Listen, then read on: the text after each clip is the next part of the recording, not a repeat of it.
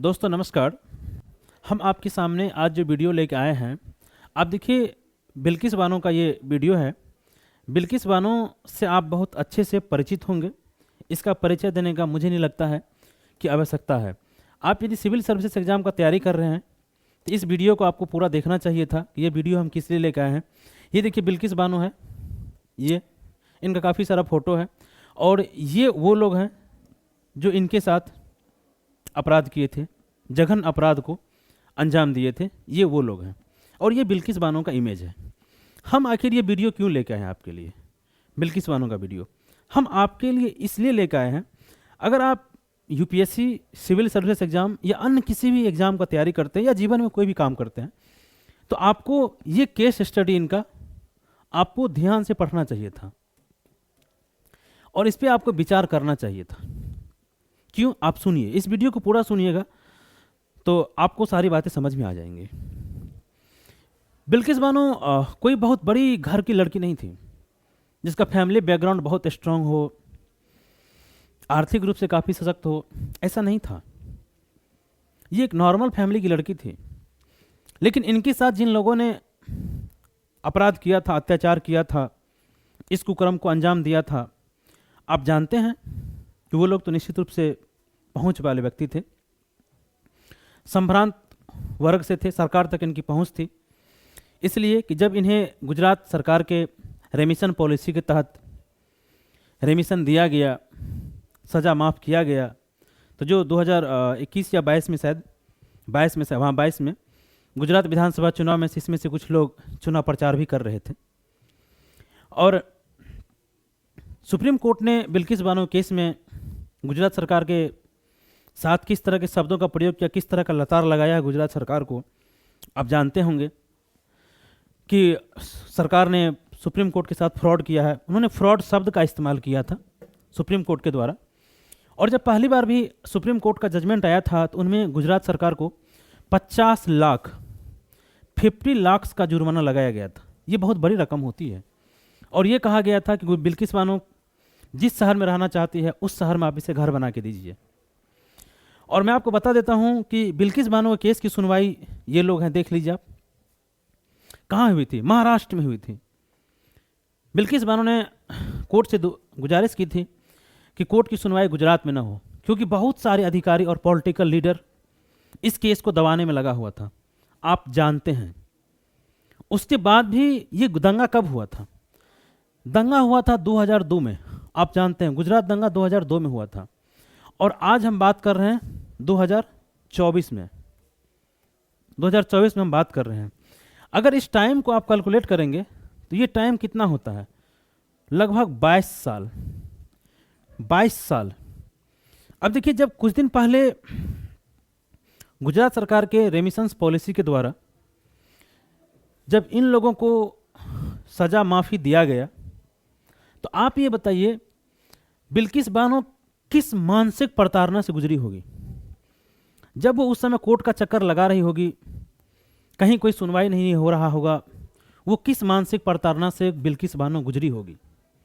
और जब सर्वोच्च न्यायालय का फैसला आ गया, सभी को आजीवन कारावास बरकरार रखा गया, तो उसी थोड़ी बहुत संतुष्टि मिली होगी कि चलो मेरे साथ न्याय हुआ है। लेकिन आप बताइए, जब गुजरात सरकार के रेमिशंस पॉलिसी के तहत बिल्किस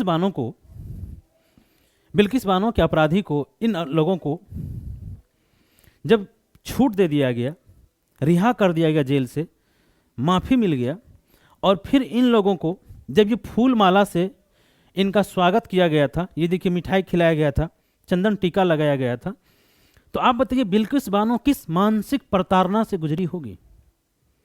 और धन्यवाद करते हैं सर्वोच्च न्यायालय का कि आज भी हमारे सर्वोच्च न्यायालय न्याय देने के लिए नहीं, न्याय देते हुए दिखने के लिए जाने जाते हैं, कि न्याय देते हुए आदमी को दिख रहा है कि हाँ मेरे साथ न्याय हो रहा है। मैं सैल्यूट करता हूँ सर्वोच्च न्यायालय को, ठीक है। और अगर सर्वोच्च न्यायालय ना होती तो हमारे पॉलिटिशियन इस देश का क्या हाल कर चुके होते, ये मुझे बताने की आपको आवश्यकता नहीं है। तो बिल्किस बानो के संघर्ष की कहानी हम बता रहे हैं आपको कि ये किस मानसिक प्रताड़ना से गुजरी होगी, कितनी संघर्ष की, 22 साल, और आज भी संघर्ष कर रही है। आप इसकी लाइफ को आप अपने लाइफ से जोड़िए। यार आप कोई भी काम करते हो, एक बार दो बार असफल हो जाते हो तो आप फ्रस्ट्रेशन में चले जाते हो कि यार अब पता नहीं मेरा क्या होगा, नहीं होगा। आप अपने गोल चेंज कर लेते हो, गोल पोस्ट चेंज कर लेते हो। एक दो असफलता मिलती नहीं है कि आप अपना गोल पोस्ट चेंज कर लेते हो। क्या ये बताइए, क्या बिल्किस बानो पे दबाव नहीं रहा होगा? क्या आप बताइए, क्या इसके ऊपर दबाव नहीं रहा होगा केस उठाने का? क्या क्या नहीं रहा होगा इसके ऊपर? लेकिन ये कितनी समस्या को झेली है ये बताइए, लेकिन हार नहीं मानी। और आज दुनिया बिल्किस बानो को जानती है। और जो भी गर्ल्स हैं, लड़कियां हैं, विशेष रूप से मैं लड़कियों से और लड़कों से भी ये अनुरोध करना चाहता हूँ, निवेदन करना चाहता हूँ कि आप जिस मुकाम को पाना चाहते हैं, अगर एक बार दो बार तीन बार आप असफल होते हैं तो यार आप उसको छोड़ के मुंह मत मोड़ लीजिए कि नहीं अब तो हमसे कुछ होगा ही नहीं। यूपीएससी का तैयारी करते हैं लोग, एक दो अटेम्प्ट फेल कर जाते हैं, बीएड करने चले जाते हैं, एसआई का फॉर्म भरने लग जाते हैं, कहता है कि नौकरी बहुत इंपॉर्टेंट है।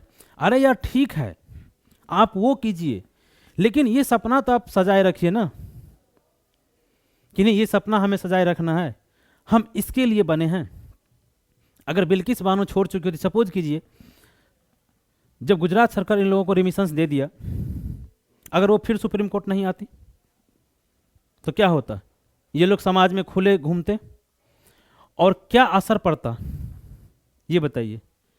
तो मैं सिर्फ ये वीडियो इसलिए आपके पास लेके आया हूं कि आप कोई भी काम कर रहे हो, हमें एक दो तीन चार असफलताओं से आप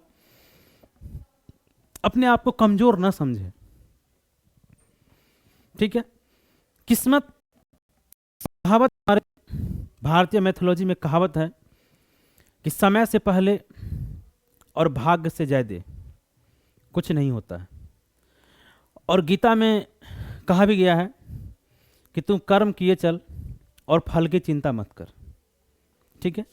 और एक तीसरी कहावत भी है कि आदमी कर्म के बदौलत, एक कहावत होता है ना कि हस्तरेखा में जो लिखा हुआ है, कर्म के बदौलत व्यक्ति अपने हस्तरेखा को भी बदल सकता है।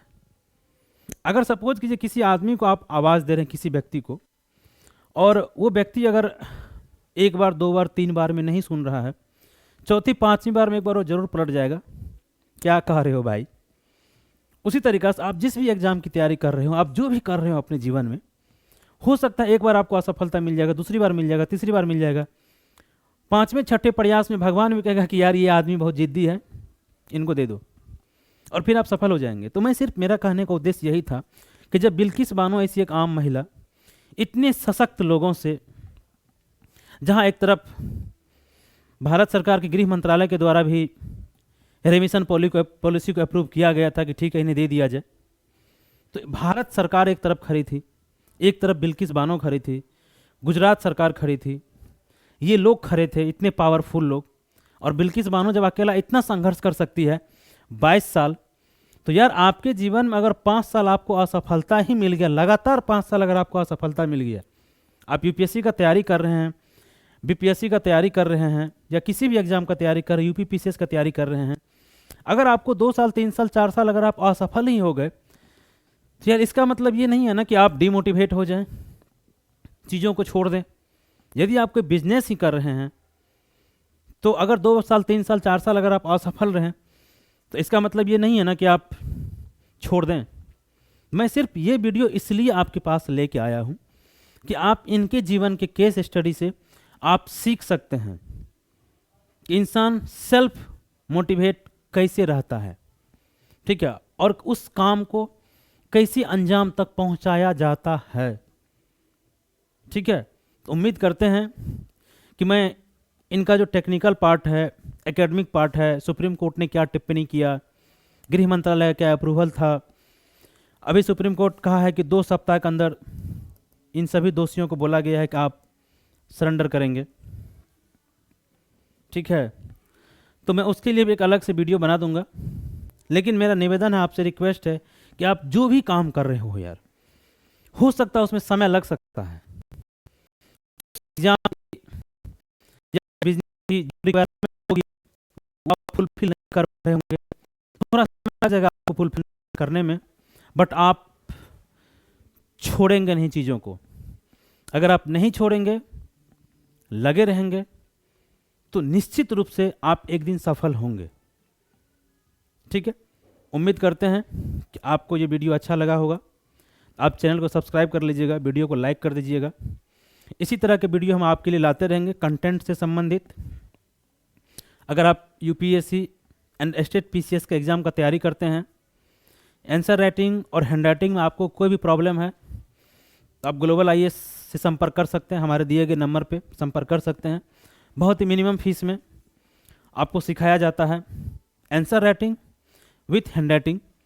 अगर आपका हैंड राइटिंग इंग्लिश में ख़राब हो, हिंदी में ख़राब हो, तो आपका हैंड राइटिंग बहुत अच्छा हो जाएगा गारंटी के साथ। पुनः आप इसको अपने लाइफ में अप्लाई कीजिएगा। बहुत बहुत धन्यवाद। चैनल को सब्सक्राइब कर लीजिएगा, वीडियो को लाइक कर दीजिएगा। धन्यवाद।